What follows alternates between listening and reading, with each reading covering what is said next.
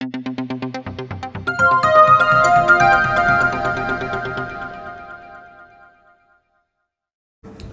Friends, welcome to AMR media. Plastic వాడకాన్ని నియంత్రించి కాలుష్యాన్ని అరికడదామని చింతలపూడి శాసనసభ్యులు సొంగ రోషన్ కుమార్ పిలుపునిచ్చారు. మండలంలోని వెలగలపల్లి జామాయిల్ ప్లాంటేషన్లో వనం మనం కార్యక్రమం నిర్వహించారు. ఈ సందర్భంగా ఆయన మొక్కలు నాటారు.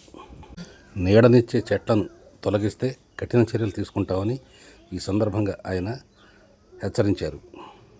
అనంతరం ప్లాంటేషన్ జిల్లా మేనేజర్ బబిత ప్రతిజ్ఞ చేయించారు.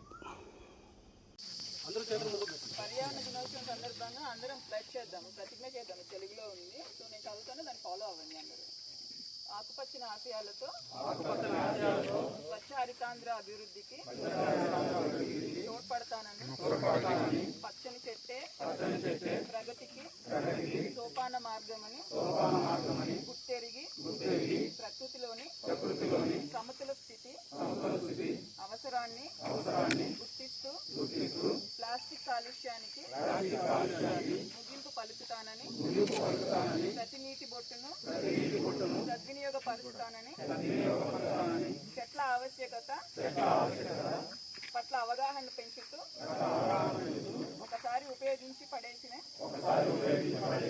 ప్లాస్టిక్ నియంత్రణలో భాగస్వామినవుతానని, జీవనక్షయం చెందే ప్రత్యామ్నాయ వస్తువుల గురించి అవగాహన పెంచుతానని, వనాలను